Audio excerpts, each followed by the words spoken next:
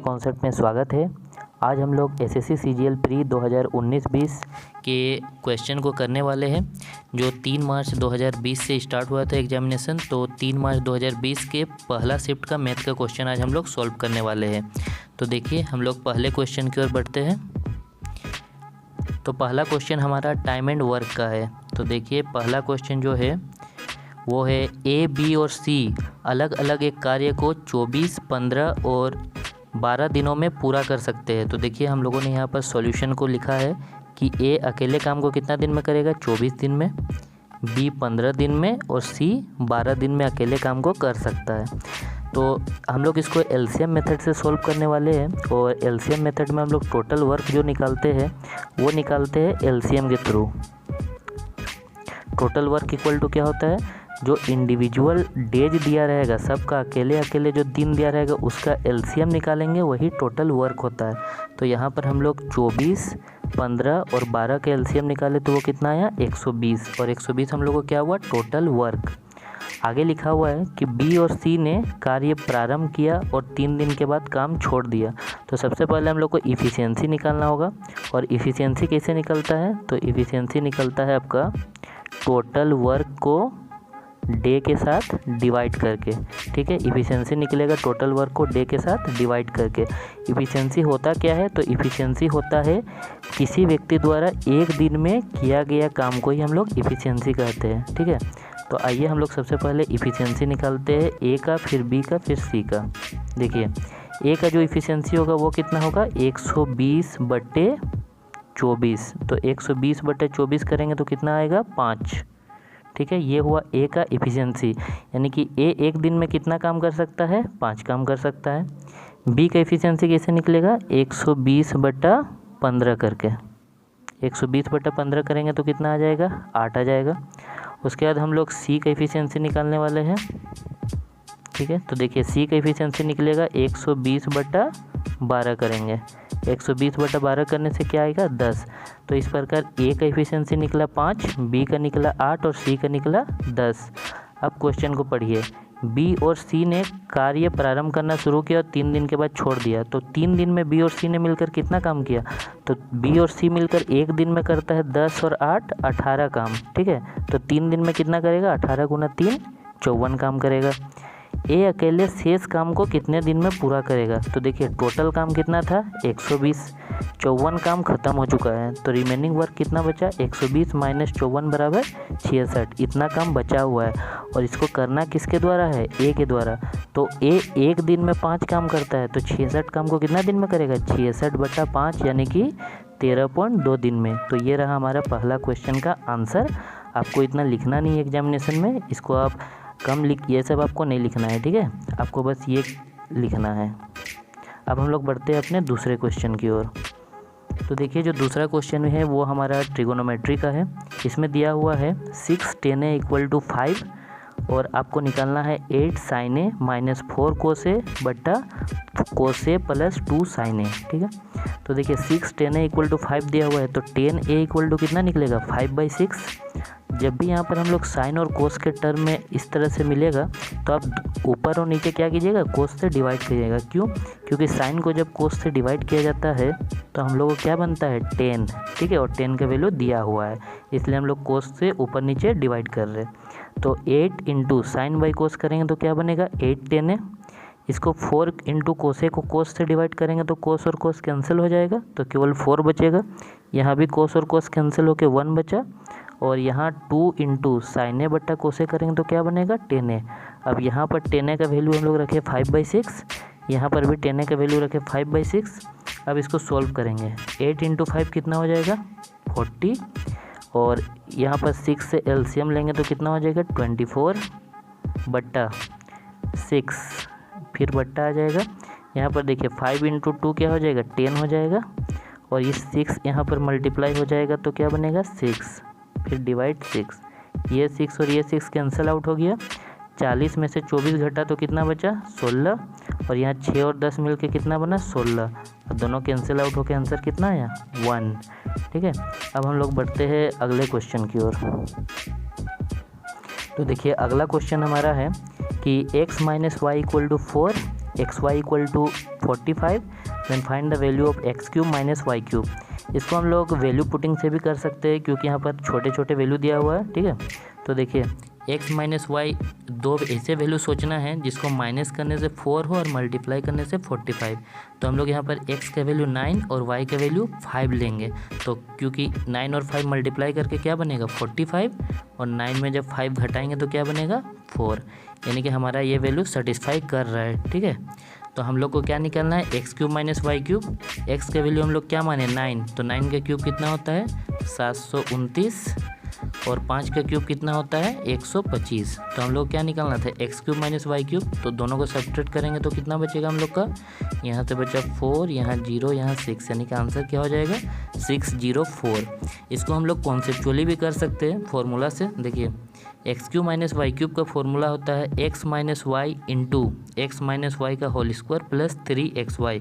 यहाँ पर सब का वैल्यू दिया हुआ है, एक्स माइनस वाई का भी दिया हुआ है और एक्स वाई का भी दिया हुआ है, बस यहाँ पर वैल्यू को पुट करना है। एक्स माइनस वाई का वैल्यू क्या दिया हुआ है 4, और एक्स वाई का वैल्यू क्या दिया हुआ है 45। तो एक्स माइनस वाई की जगह 4 रखे और एक्स वाई की जगह 45। तो यहाँ 4 इंटू 4 का स्क्वायर प्लस 3 इंटू 45। तो 4 इंटू 4 का स्क्वायर क्या हुआ 16, और 3 इंटू 45 हुआ 135। अब 16 और 135 मिलके बना 151 इंटू 4, क्या हो जाएगा आंसर 604। तो इसका ज़्यादा अच्छा सॉल्यूशन है ये वैल्यू पुटिंग, ठीक है। अब हम लोग बढ़ते हैं अपने अगले क्वेश्चन की ओर।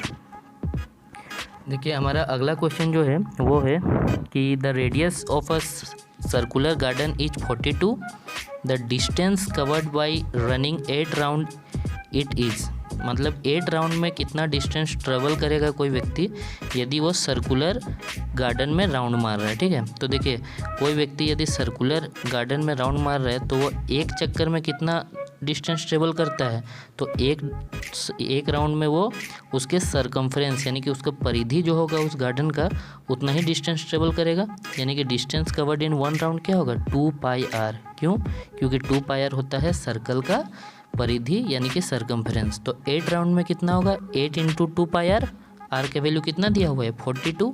तो यहाँ हो जाएगा 8 इंटू 2 इंटू 22/7 जो कि पाई का वैल्यू है इंटू 42। यहाँ 7 से काटेंगे, 7 छक 42।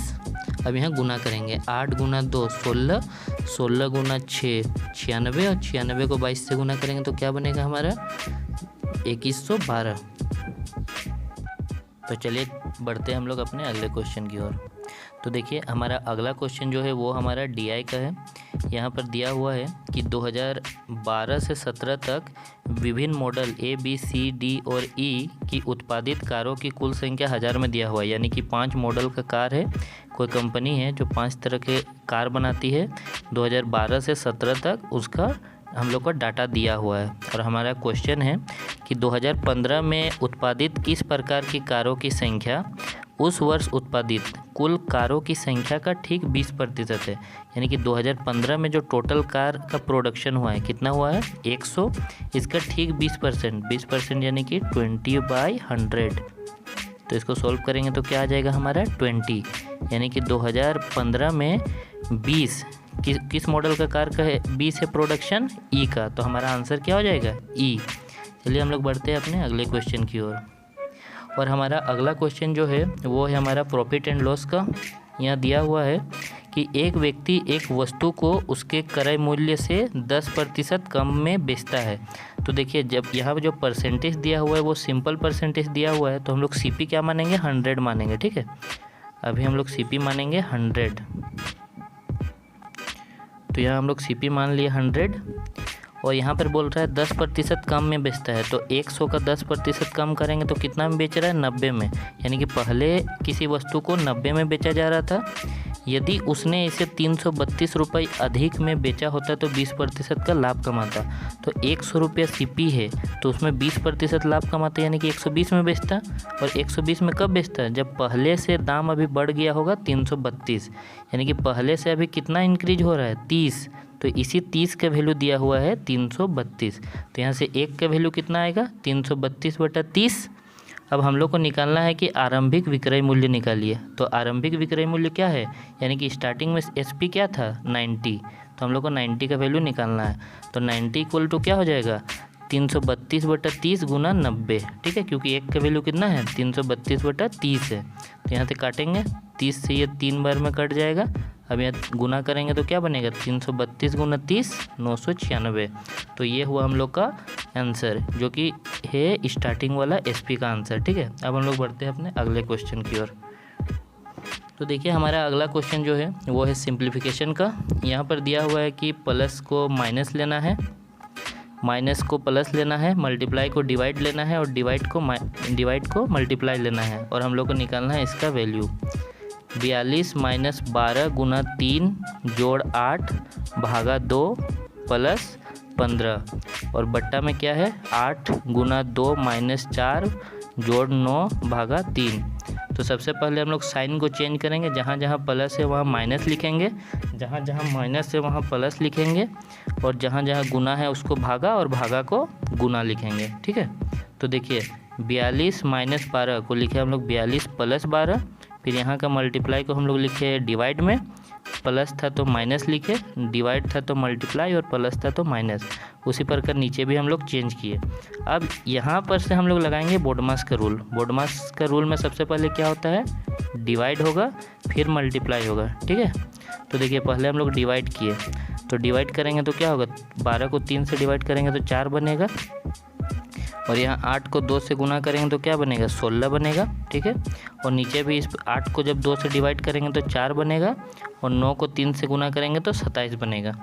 अब यहाँ पर जो प्लस प्लस है उन लोग को जोड़ेंगे, तो 42 और 4 जोड़ने से क्या हो जाएगा 46 माइनस 16 और -15 क्या बनेगा माइनस का 31 बट्टा 4 और 4 को जोड़े तो 8 माइनस उसमें करना है 27 को माइनस करना है, ठीक है। तो 46 में 31 घटने से क्या बनेगा 15, और 8 में जब 27 घटेगा तो क्या बनेगा माइनस का 19। तो हम लोग इस माइनस को ऊपर भी लिख सकते हैं, ठीक है, जैसे कि यहाँ पर हम लोगों ने लिखा है। अब हम लोग बढ़ते हैं अपने अगले क्वेश्चन की ओर। हमारा अगला क्वेश्चन जो है वो भी हम लोग का DI का है। तो देखते हैं इस क्वेश्चन में क्या है। यहाँ पर भी दिया हुआ है कि 5 मॉडल का कार 2012 से 17 तक प्रोडक्शन उसका होता है, तो उससे रिलेटेड ही क्वेश्चन है ये। तो देखिए इसको सॉल्व करते हैं। 2013 और 14 में मिलाकर किस प्रकार के कारों की संख्या उन 2 वर्षों में उत्पादित कुल कारों की संख्या का ठीक 25% है। यानी कि 2013 और 14 का डाटा पे भी हम लोगों को काम करना है, ठीक है। 2013 और 14 में मिला के टोटल प्रोडक्शन कितना हुआ है उसको पहले देखते हैं। तो 2013 में हुआ है 130 और 2014 में हुआ है 170। तो 130 और 170 मिलकर कितना बना 300 हुआ। और 300 का 25% मतलब 1/4 से मल्टीप्लाई करना है। तो 300 का 1/4 क्या हो जाएगा 75। अब हम लोग को चेक करना है 2013 और 14 में मिलकर किस मॉडल का कार का जो प्रोडक्शन है वो 75 है। तो देखिए ए का यदि प्रोडक्शन देखेंगे तो कितना हो रहा है 22 और 32 54 हो रहा है, जो कि आंसर नहीं होगा। 18 और 43 मिल के भी 75 नहीं बनेगा। 32 और 26 मिल के भी नहीं बनेगा। यहाँ पर बन रहा है 40 और 35 मिल के 75, यानी कि मॉडल डी वाला जो कार है उसका प्रोडक्शन 75 है 2013 और 14 में मिलाकर, ठीक है। तो इसका आंसर क्या हो जाएगा डी। अब हम लोग बढ़ते हैं अपने अगले क्वेश्चन की ओर, और हमारा अगला क्वेश्चन जो है वो है ट्रेन से रिलेटेड। तो देखिए इस क्वेश्चन को करने से पहले हम लोग एक कॉन्सेप्ट को सीखते हैं, उसके बाद ये क्वेश्चन हम लोग करेंगे। तो देखिए मान लीजिए एक ट्रेन है जिसका लेंथ L है, ठीक है। ये ट्रेन यदि किसी खंभा को पार करती है या किसी आदमी को मान लीजिए पार करती है, और आपसे पूछा जाएगा कि ये ट्रेन कितना डिस्टेंस ट्रेवल किया, तो डिस्टेंस कितना ट्रेवल करेगा, तो अपने ही लेंथ के इक्वल डिस्टेंस वो ट्रेवल करेगा, ठीक है। तो हम लोग दूरी तब क्या लेंगे, जो ट्रेन का लंबाई है वही लेंगे। लेकिन मान लीजिए कि ट्रेन जो है जिसका लेंथ L है वो एक प्लेटफॉर्म को पार करती है, ठीक है। प्लेटफॉर्म या कोई पुल या कोई सुरंग को पार करती है जिसका लंबाई मान लीजिए P है, ठीक है, और इसको ट्रेन पार करती है। और आपसे पूछा जाएगा कि ट्रेन कितना डिस्टेंस ट्रेवल किया, तो डिस्टेंस ट्रेवल कितना हो जाएगा ट्रेन का लेंथ प्लस वो पुल या ब्रिज का जो लेंथ होगा वो दोनों का सम को लेना है, ठीक है। तो ये कॉन्सेप्ट आपको याद रखना है। अब हम लोग आते हैं अपने पिछले क्वेश्चन जो था।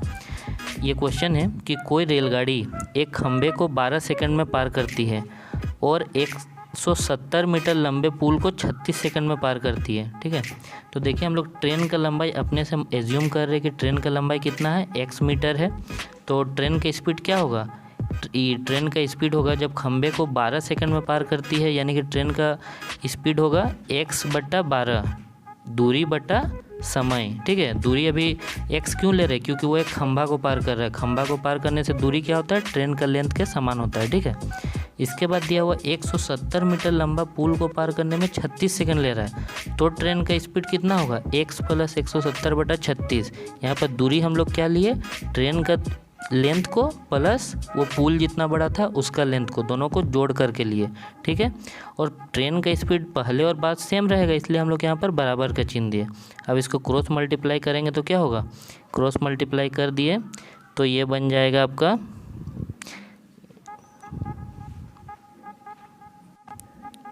तो देखिए यहाँ पर हम लोग 12 और 36 को काटेंगे तो 3 बार में कटेगा, यानी कि 12 × 12 और 12 × 36। अब क्रॉस मल्टीप्लाई करेंगे तो ये हो जाएगा 3x और इधर से मल्टीप्लाई हो जाएगा तो x + 170 × 1।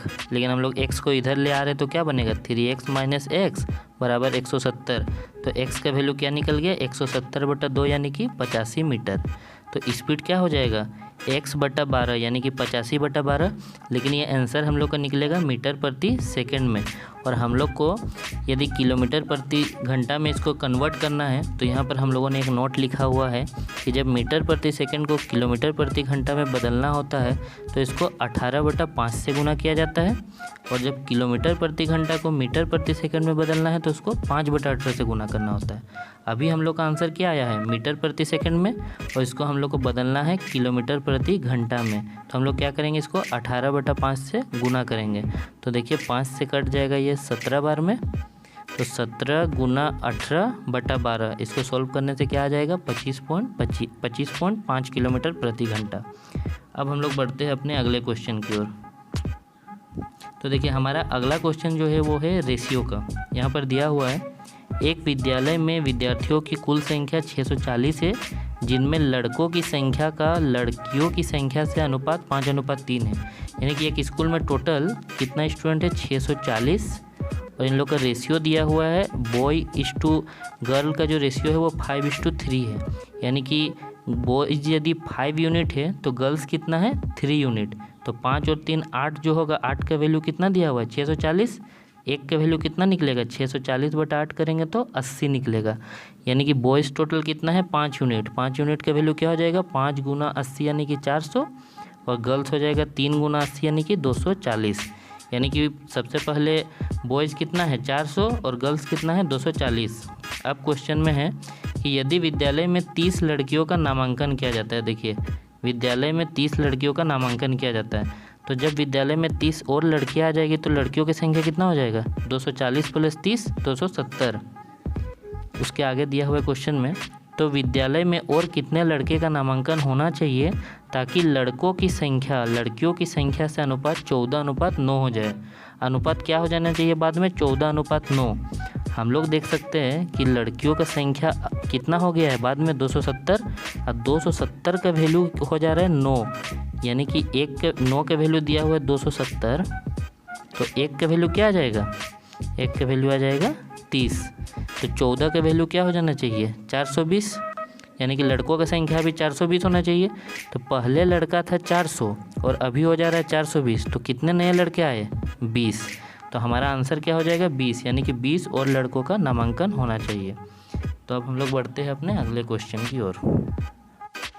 तो देखिए ये क्वेश्चन है, x के पावर 2a बराबर y के पावर 2b बराबर z के पावर 2c बराबर 0 नहीं होना चाहिए, और x² बराबर होना चाहिए yz। ठीक है, तो देखिए x, y और z का वैल्यू हम लोग इक्वल तो लेंगे बट 1 नहीं ले सकते। क्यों नहीं ले सकते उसको देखिए, यदि हम लोग x, y, z का वैल्यू 1 ले लें तो हो जाएगा 1 के पावर 2a बराबर 1 के पावर 2b बराबर 1 के पावर 2c।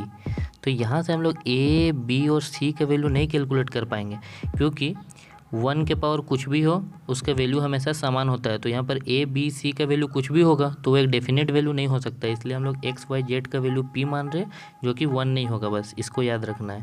ठीक है, तो जब हम लोग एक्स वाई जेड का वैल्यू इक्वल लेंगे तो उन लोग का पावर भी इक्वल होगा, यानी कि a बराबर b बराबर c होगा। तो हम लोग एक कॉन्स्टेंट एज्यूम कर लेते हैं k, हम लोग को निकालना क्या है A B plus B C plus C A बट्टा बी सी।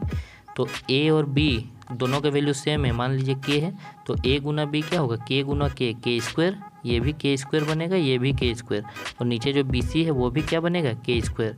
ऊपर वाला को जोड़ेंगे तो क्या बनेगा 3k स्क्वायर बट्टा k स्क्वायर। तो k स्क्वायर कैंसिल आउट होगा तो आंसर क्या आएगा हमारा 3। ये क्वेश्चन काफ़ी इंपॉर्टेंट है, ये सीपीओ में भी इस पर आया हुआ है। ठीक है, तो इसको अच्छे से देख लीजिएगा। अब हम लोग बढ़ते हैं अपने अगले क्वेश्चन की ओर। तो देखिए हमारा अगला क्वेश्चन जो है वो है हमारा सक्सेसिव परसेंटेज चेंज पर। ठीक है, अगला क्वेश्चन है यदि किसी आयत का लंबाई 40% बढ़ा दी जाती है और चौड़ाई 20% घटा दी जाती है तो आयत के क्षेत्रफल में x% की वृद्धि होती है। तो x का मान ज्ञात कीजिए।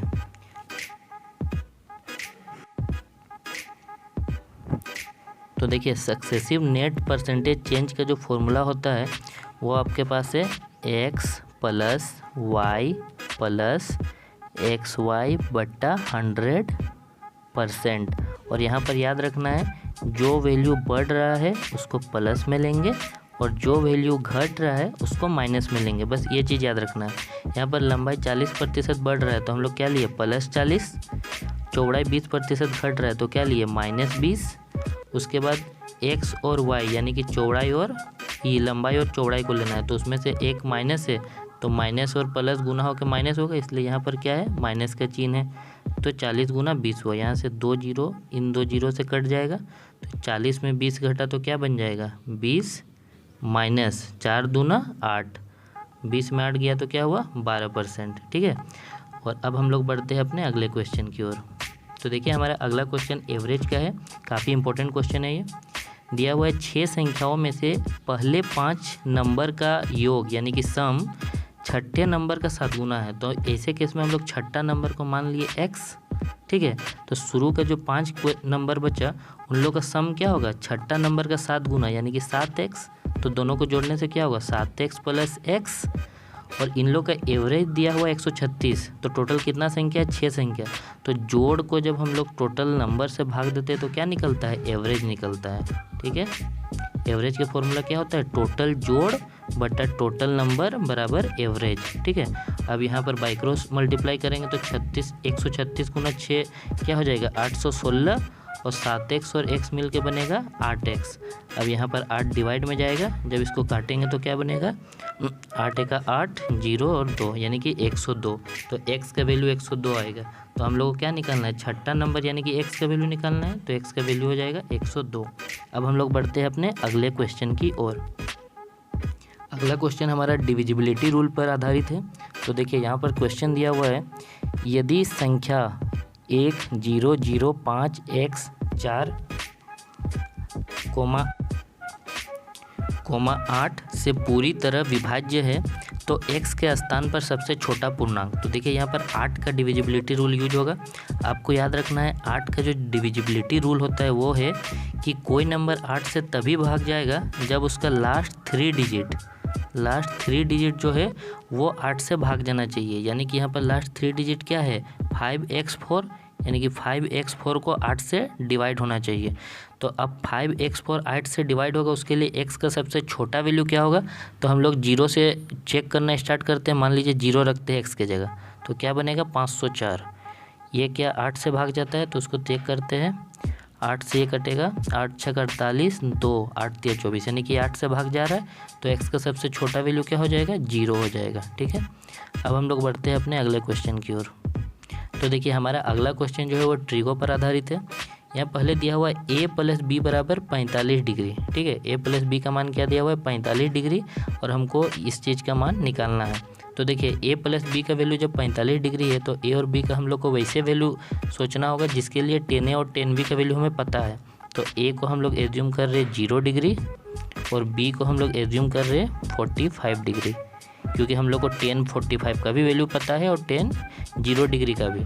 तो A के जगह पुट किए 0 डिग्री और B के जगह पुट किए 45 डिग्री। तो tan 0 के वैल्यू कितना होता है, tan 0 का वैल्यू हो जाता है 0 और tan 45 का जो वैल्यू होगा वो हो जाता है 1। तो tan 0 के जगह आ गया 0 और tan 45 के जगह आ गया 1। 1 और 0 को सम किए तो क्या बनेगा 1 और 1 और 1 सम हुआ तो 2 और ये बाहर वाला 2, सबको मल्टीप्लाई करेंगे तो क्या बन जाएगा 4। तो इसका आंसर हमारा क्या आया 4। अब बढ़ते हैं अगले क्वेश्चन की ओर। देखिए अगला क्वेश्चन जो है वो काफ़ी इंपॉर्टेंट है और ये सिमिलरिटी पर बेस्ड है। यहाँ पर दिया हुआ है कि ट्राइंगल ABC में MN पैरेलल है BC के। ये जो लाइन है MN ये पैरेलल है BC के। तो देखिए जब भी किसी ट्राइंगल के अंदर, मान लीजिए एक ट्राइंगल है ABC, इसके अंदर हम लोग एक पैरेलल लाइन खींचेंगे तो ये जो छोटा ट्राइंगल बनेगा AMN और जो ये बड़ा ट्राइंगल है ABC, ये आपस में क्या होगा सिमिलर होगा। जैसे कि हम लोगों ने यहाँ पर लिखा है कि ट्राइंगल AMN सिमिलर होगा ट्राइंगल ABC के। क्यों? क्योंकि ये दोनों लाइन जब पैरेलल लाइन है तो ये एंगल और ये एंगल बराबर होगा, ये एंगल और ये एंगल बराबर होगा। तो कोई भी दो ट्राइंगल में जब दो एंगल बराबर होता है तो वो ट्राइंगल जो होंगे वो सिमिलर हो जाते हैं। ठीक है, तो देखिए सिमिलर ट्राइंगल का एरिया जब भी निकालना हो तो उसका फॉर्मूला होता है कि सिमिलर ट्राइंगल का एरिया का जो रेशियो होगा वो कोरेस्पोंडिंग साइड के रेशियो का स्क्वायर के बराबर होता है। यानी कि आपको ट्राइंगल AMN बटा ट्राइंगल ABC निकालना है तो ट्राइंगल AMN का एक भुजा लेना है, एक साइड लेना है और उसी का कोरेस्पोंडिंग ट्राइंगल ABC का एक साइड लेना है जो कि AC है और इन लोग का स्क्वायर करना है। और यहाँ पर हम लोग को AN और CN का रेशियो दिया हुआ है। AN 4 है और NC 5 है तो पूरा AC कितना हो जाएगा 9 यूनिट हो जाएगा। ठीक है, तो यहाँ पर इन लोग का क्षेत्रफल का यानी कि एरिया का रेशियो क्या बनेगा साइड के रेशियो का स्क्वायर। तो AN का वैल्यू है 4 और AC का वैल्यू है 4 और 5 9।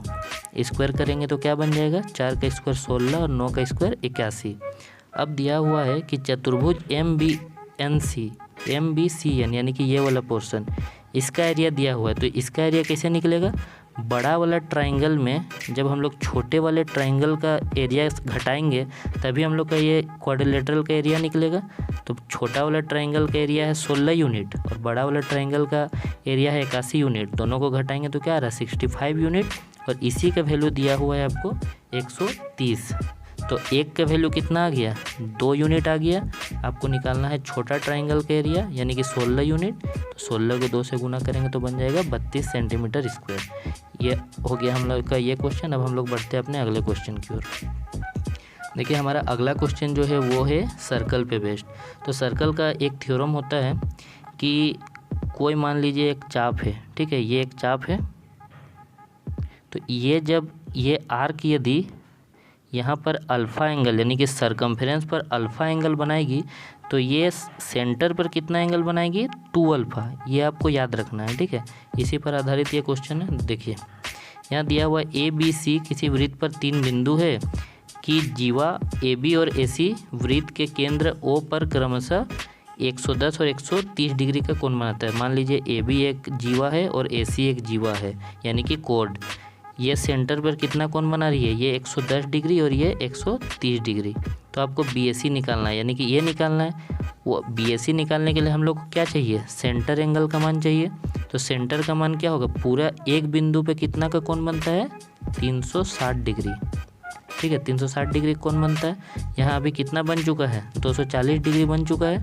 तो 360 में 240 घटाने से आएगा 120 यानी कि एंगल BOC का मान कितना है 120। तो 120 जब सेंटर पे बन रहा है तो सरकमफ्रेंस पे कितना का एंगल बनेगा 120 का आधा 60 डिग्री। तो इसका आंसर हो गया। अब बढ़ते हैं हम लोग अगले क्वेश्चन की ओर। हमारा अगला क्वेश्चन जो है वो भी आपका प्रॉफिट एंड लॉस का है। यहाँ दिया हुआ है कि एक दुकानदार वस्तुओं का मूल्य इस तरह अंकित करता है कि अंकित मूल्य पर 28% की छूट देने से उसे 12% का लाभ होता है। तो देखिए जब भी आपको छूट और लाभ या हानि में से एक चीज़ दिया हो तो आपको एक रेशियो याद रखना है कि CP बटा MP का जो रेशियो होता है वो होता है 100 माइनस D यानी कि डिस्काउंट बटा 100 प्लस P यानी कि प्रॉफिट। ठीक है, यदि प्रॉफिट की जगह लॉस होगा तो उसको माइनस में लेना, ये भी याद रखिए। तो यहाँ CP बटा MP क्या होगा 100 माइनस डिस्काउंट कितना है 28, यानी कि 100 माइनस 28 बटा प्रॉफिट कितना है 12, यानी कि 100 प्लस 12। 100 में 28 गया तो 72, 100 में 12 जुड़ा तो 112। अब दिया हुआ अंकित मूल्य यानी कि मार्क प्राइस जो है वो 224 है, मार्क प्राइस जो है वो 224 है। तो 112 का वैल्यू कितना है 224, तो 1 का वैल्यू कितना हो जाएगा 224 बटा 112 यानी कि 2। 1 का वैल्यू 2 निकल गया। हम लोग को क्या निकालना है क्रय मूल्य यानी कि CP। तो CP कितना यूनिट है 72 यूनिट। तो 72 यूनिट को किससे गुना करना होगा 2 से, क्योंकि 1 का वैल्यू 2 है। तो आंसर कितना आ जाएगा 144, तो हो जाएगा 144। अब हम लोग बढ़ते हैं अपने अगले क्वेश्चन की ओर। तो देखिए हमारा अगला क्वेश्चन है, यदि दो बेलन के आधार की त्रिज्या का अनुपात दिया हुआ है 3:4 और उनकी ऊंचाई का अनुपात है 4:9, आयतन का अनुपात निकालना है।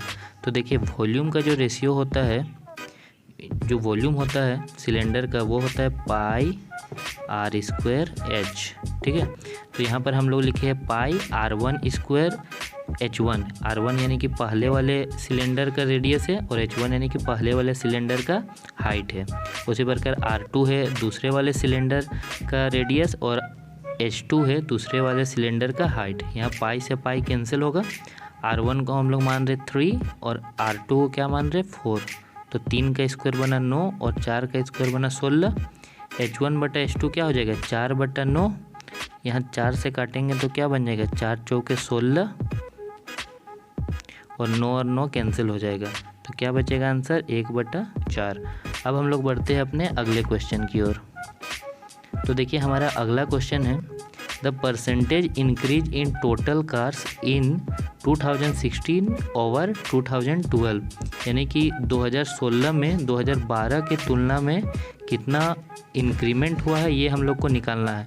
तो 2012 में कितना था 120 और 2016 में कितना हो गया 180। तो कितना इंक्रीमेंट हुआ 60 का। तो 120 से हो रहा है 180, तो यानी कि 60 बट्टा कहाँ से इंक्रीमेंट हो रहा है 120 से, और इसको परसेंटेज में चेंज करने के लिए किससे मल्टीप्लाई करेंगे 100% से। यहाँ काटेंगे तो 1/2 बन जाएगा और यहाँ 2 से काटेंगे तो 50 टाइम्स में, यानी कि आ जाएगा 50%। अब हम लोग बढ़ते हैं अपने अगले क्वेश्चन की ओर, ठीक है।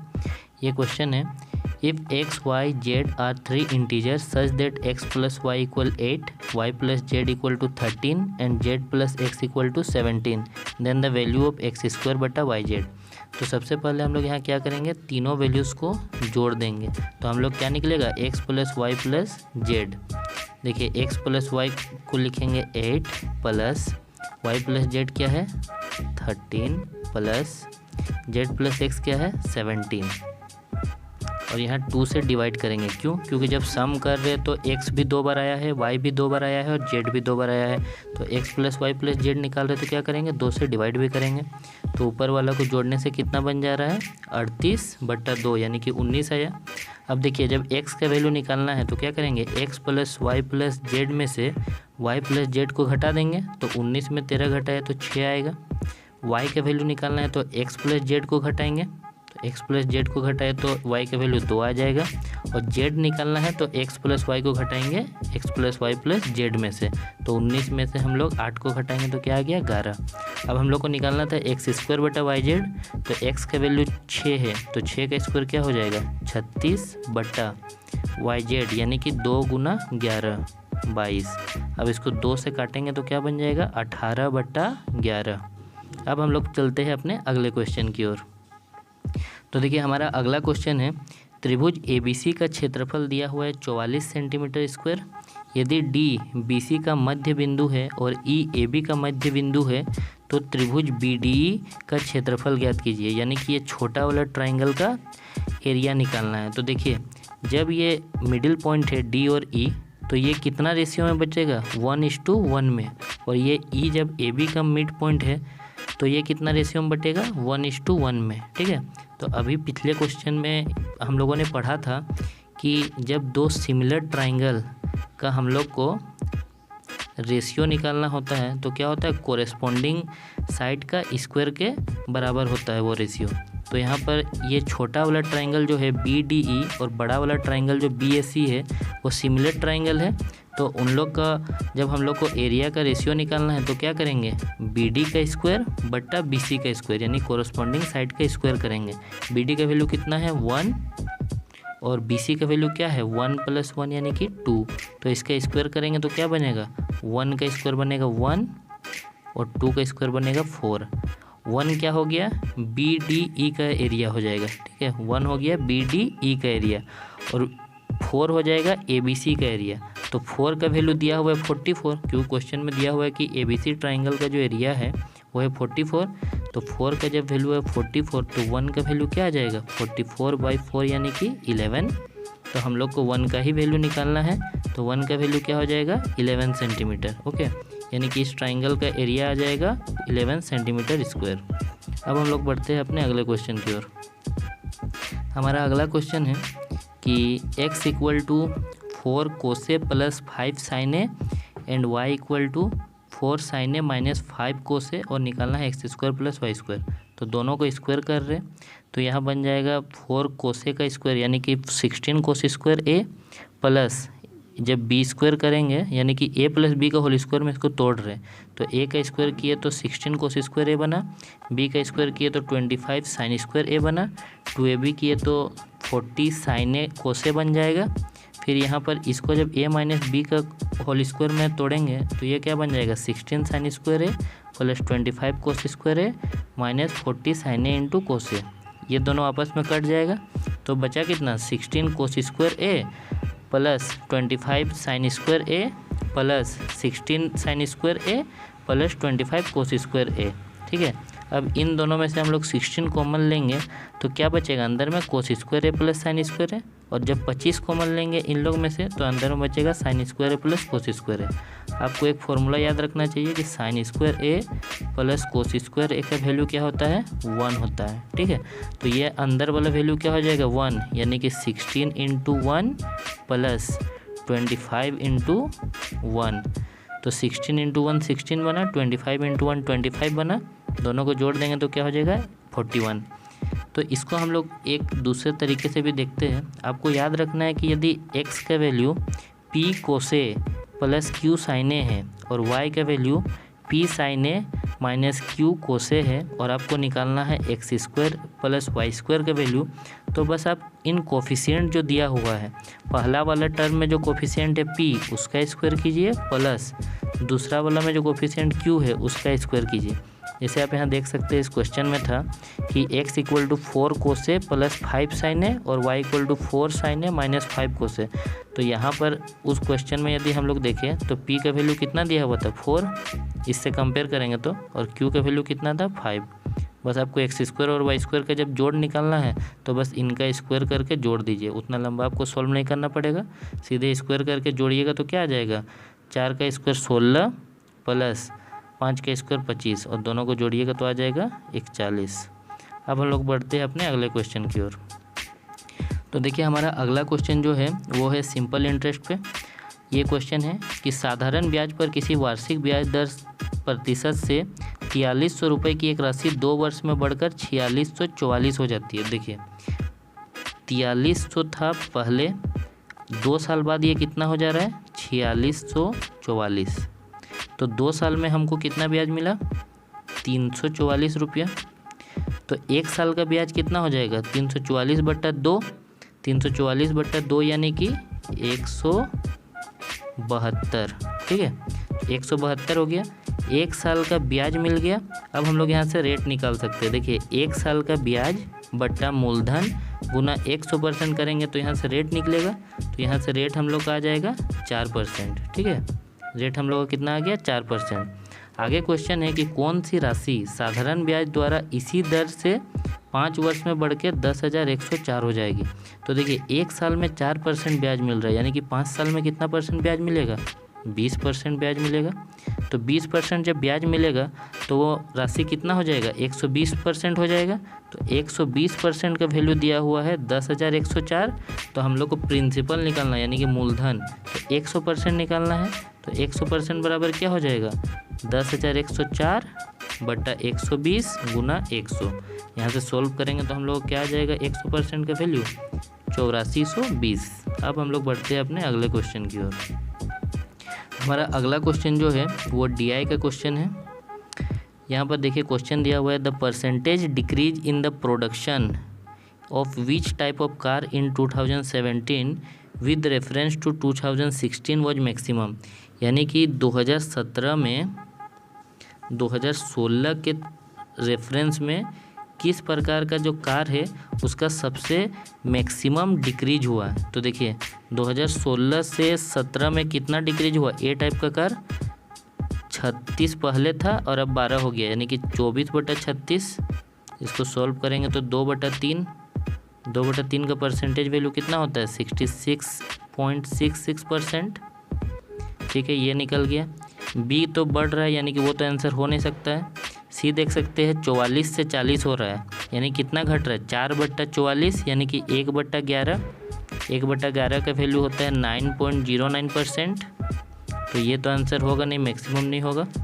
डी हो रहा है 38 से 22। 38 से 22 यानी कितना घट रहा है 16, और 16/38 करेंगे तो हम लोग का आ जाएगा 8/19। 8/19 ये 50% से तो कम आ जाएगा, यानी कि ये भी आंसर नहीं होगा। और ई में हो जा रहा है 50 से 28, यानी कि 22 घट रहा है, तो 22/50 करेंगे तो क्या आ जाएगा 44% आएगा, वो भी नहीं होगा। यानी कि हम लोग का मैक्सिमम डिक्रीज किस में हो रहा है, ए में, क्योंकि इसमें कितना डिक्रीज हो रहा है 66.66%। तो इसी के साथ हमारा सारा क्वेश्चन समाप्त हो चुका है। हम लोग जल्द ही शिफ्ट 2 के क्वेश्चन भी लेके आएंगे। तो वीडियो को ज़्यादा से ज़्यादा शेयर करें और लाइक करें। Thank you.